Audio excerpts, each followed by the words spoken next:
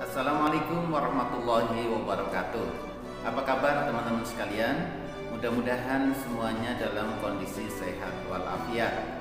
Alhamdulillahirabbil alamin. Hari ini kita dapat berjumpa kembali dalam perkuliahan ibadah akhlak bersama saya Thohirin Sanmiharja. Marilah kita awali perkuliahan ini dengan baca basmalah. Bismillahirrahmanirrahim. Langsung saja kita simak perkuliahannya berikut ini.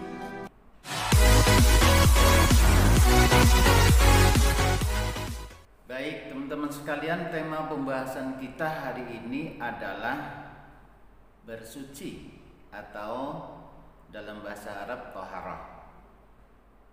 Baik, di bawah tema ini kita akan membahas 6 subtema.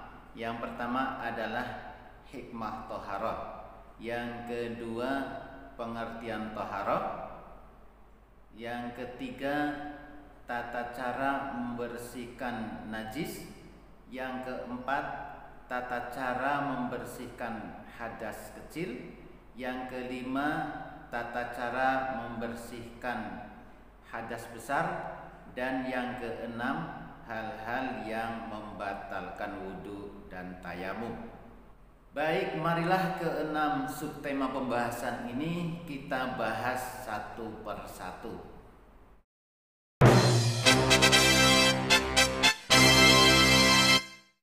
Mari kita langsung bahas mulai dari yang pertama, hikmah thaharah. Nah, teman-teman sekalian, kesucian ya, kebersihan, kesucian itu adalah salah satu dari tujuan puncak ajaran Islam ya. Ajaran Islam mengajarkan berbagai hal yang pada intinya adalah bagaimana kita mencapai kesucian diri. Oke ya.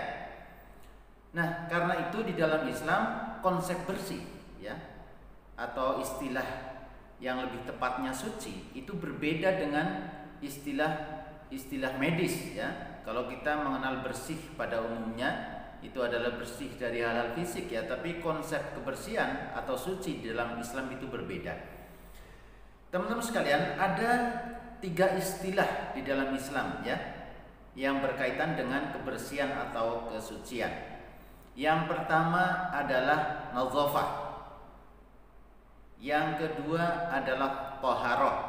Nah, kita akan lebih banyak membahas yang kedua ini ya dalam materi perkuliahan kita. Yang ketiga adalah tazkiyah. Oke, saya ulang lagi, nazafah, thaharah, dan tazkiyah. Oke ya teman-teman, mari kita bahas satu persatu ketiga istilah ini. Pertama, nazafah. Nazafah adalah bersih dari kotoran biasa ya. Umpamanya badan kita terkena debu, terkena lumpur. Nah, bersih dari kotoran yang semacam itu disebut dengan nazafah. Nah, kita sering mendengar istilah an-nazafatu minal iman, kebersihan sebagian dari iman. Di situ ada kata-kata an-nazafah. Yang kedua adalah thaharah ya. Thaharah sering kita terjemahkan dengan suci ya, tidak hanya bersih tapi suci. Thaharah adalah bersih dari najis dan hadas. Oke ya. Nah, apa itu najis? Najis adalah kotoran fisik ya, sama seperti tadi yang awal, kotoran fisik, dia terlihat ya. Dia ada baunya ya. Itulah najis. Tapi kotoran ini lebih kotor dari yang pertama, dari sekedar debu tadi, dari sekedar lumpur ya.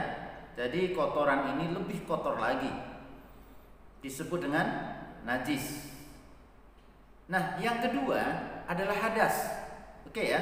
Kalau yang pertama tadi kotoran masih terlihat, hadas ini kotoran yang tidak terlihat. Oke ya. Hadas adalah kotoran yang harus dibersihkan atau kotoran non fisik ya, yang harus dibersihkan manakala kita akan melakukan suatu ibadah. Oke ya. Kotoran ini tidak tampak ya teman-teman sekalian. Misalnya kita buang angin. Nah, itu kita kotor secara hadas ya. Di mana? Tidak tahu. Oke ya. Tidak tahu kotornya di mana, tapi kita kotor. kita berhadas. Nah, oke. Jadi toharoh itu adalah suci dari dua kotoran tadi, suci dari najis dan suci dari hadas. Oke, yang ketiga adalah tazkiyah. Nah, tazkiyah ini juga kotoran yang tidak tampak, ya, tapi levelnya lebih dalam lagi jika dibandingkan dengan hadas, ya. Jadi tazkiyah itu kotor hati, kotor hatinya, gitu ya. Wah, kotoran ini makin tidak terlihat tuh.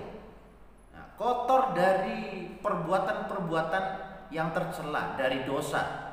Nah, bersih dari kotoran yang semacam itu disebut tazkiyah. Oke ya teman-teman sekalian, selanjutnya adalah najis.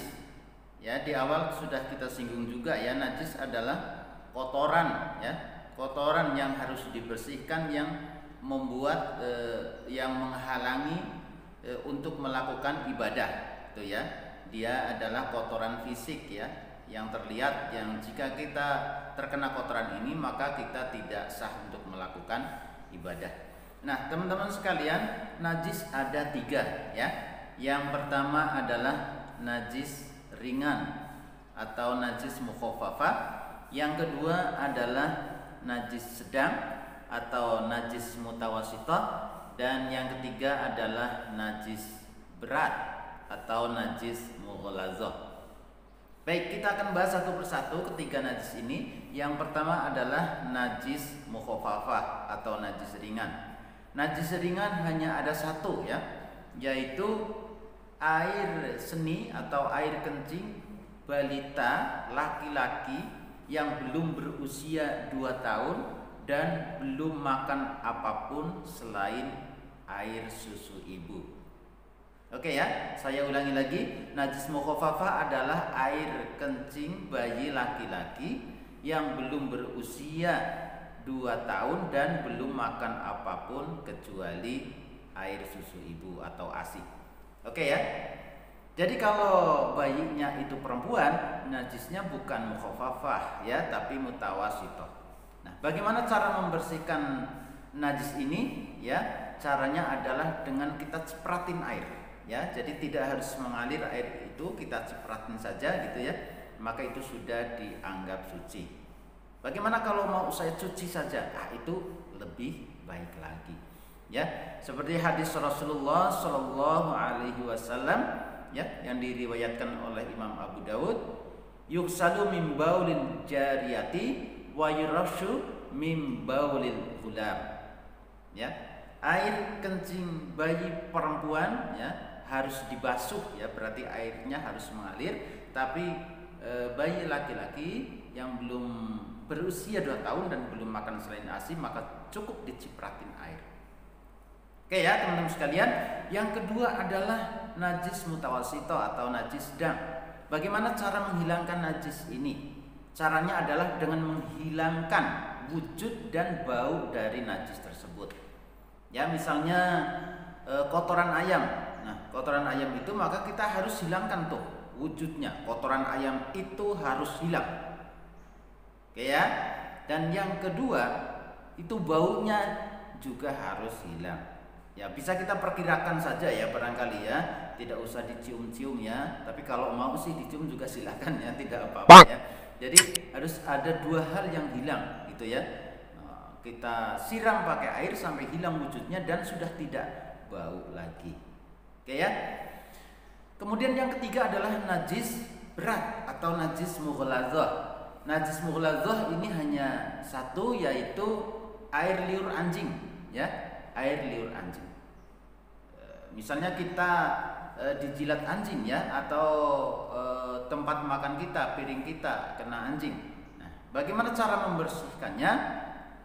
Kata Rasul Shallallahu Alaihi Wasallam, beliau bersabda, "Tahuru ina'i ahadikum idza walaghal qalbu yuksalu sab'a marratin ulahuma biturab." Ya, jadi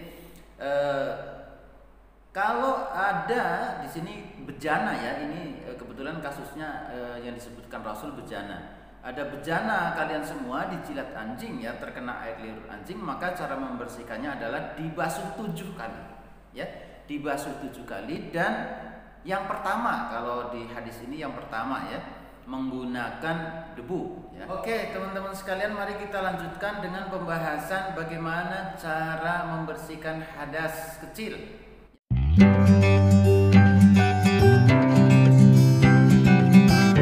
Ya, hadas kecil adalah ketika kita buang air kecil atau air besar ya, atau kita buang angin.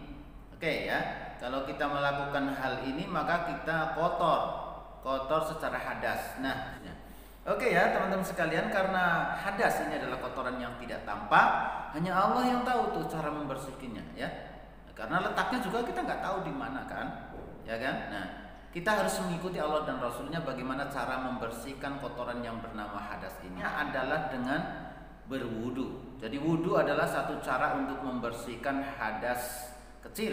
Oke ya teman-teman sekalian, sekarang bagaimana cara melakukan tayamum? Cara tayamum caranya adalah bismillahirrahmanirrahim, niat dalam hati, niat bertayamum ya. Kemudian menempelkan tangan kita ke debu atau tempat yang ada debunya, debu yang suci, misalnya di tembok juga tidak apa-apa, ditempelkan. Kemudian ditiup, dihilangkan debunya gitu ya. Oke, sehingga tipis debu itu. Kemudian diusapkan ke muka sekali gitu ya. Kemudian langsung ke telapak tangan, telapak ya, bukan tangan. Wa kaffaihi, kafun itu telapak, bukan yadun kalau dalam hadis ini ya. Kalau tangan itu yadun berarti sampai sini. Tapi di sini kaffaihi berarti telapak. Seperti ini ya, kanan kemudian kiri telapak. Oke ya, saya ulangi lagi, bismillahirrahmanirrahim, tempelkan tangan ke debu, ditiup, kemudian usap muka sekali, usap telapak tangan kanan sekali, kiri sekali, selesai. Baik teman-teman sekalian, mari kita lanjutkan ya bagaimana cara membersihkan hadas besar. Oke ya, hadas besar ini juga sama, kotorannya itu tidak tampak, yang kotor mananya gitu ya, sehingga cara membersihkannya kita juga harus mengikuti yang Allah dan Rasulnya ajarkan. Hadas besar terjadi apabila seseorang melakukan setubuh ya, melakukan hubungan badan atau keluar air mani ya, walaupun tidak bersetubuh seperti itu ya.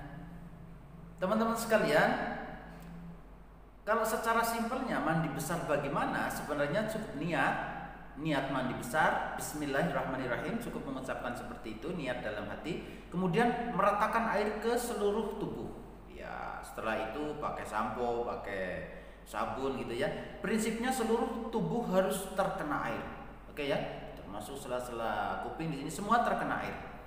Ya, seperti itu sudah cukup. Tapi untuk sempurnanya ya, maka kita mengikuti yang Rasulullah SAW ajarkan tadi.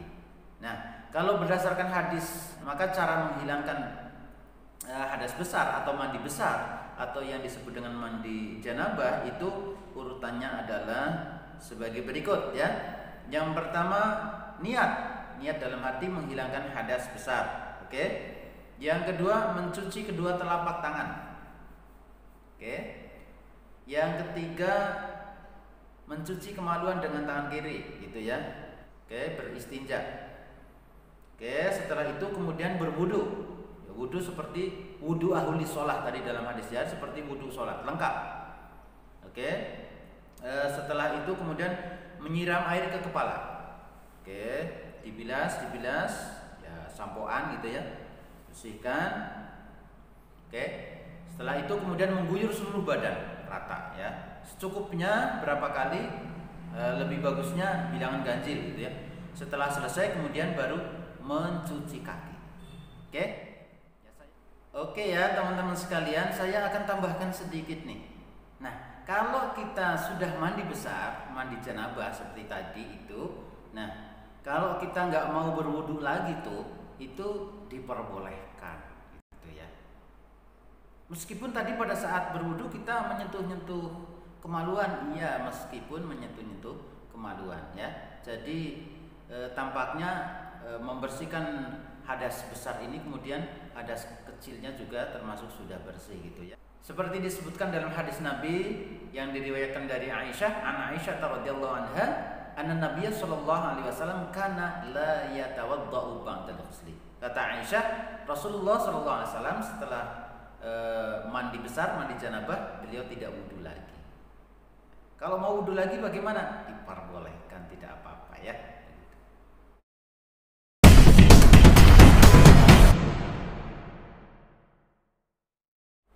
Oke ya teman-teman sekalian, langsung saja kita bahas yang terakhir, yaitu hal-hal yang membatalkan wudhu atau tayamum. Oke ya, ada 4 hal yang membatalkan wudhu atau tayamum. Yang pertama adalah sesuatu yang keluar dari jalan belakang maupun depan. Oke ya, maksudnya adalah hadas, berhadas ya, buang air kecil maupun buang air besar. Oke, yang kedua adalah hilang akal ya, hilang akal, mabuk ya, orang mabuk itu membatalkan wudhu ya. Kemudian yang ketiga adalah menyentuh kelamin ya, itu juga membatalkan wudhu. Kemudian yang keempat adalah bersetubuh ya. Oke teman-teman sekalian, saya ingin menambahkan sedikit ya, barangkali ada yang bertanya ya, kalau menyentuh lawan jenis bagaimana ya. Nah ini sebenarnya bagian dari yang bersetubuh ini ya. Jadi kalau di dalam Al-Quran itu ayatnya aula mastumun nisaa. La mastumun nisaa itu kalau di dalam pemahaman kita ya, juga berdasarkan hadis-hadis sahih dan penafsiran Ibnu Abbas, la mastum itu bukan bersentuhan fisik seperti ini ya, tapi bersetubuh, sehingga yang membatalkan wudhu adalah bersetubuh. Ya, demikian tadi perkuliahan kita pada hari ini. Untuk keterangan lebih jelasnya jangan lupa membaca buku modul. Mari kita akhiri perkuliahan pada hari ini dengan sama-sama membaca doa kafaratul majlis. Subhanakallahumma wa bihamdika asyhadu an la ilaha illa anta astaghfiruka wa atubu ilaik. Walhamdulillahi rabbil alamin. Wal 'afu minkum. Wassalamualaikum warahmatullahi wabarakatuh.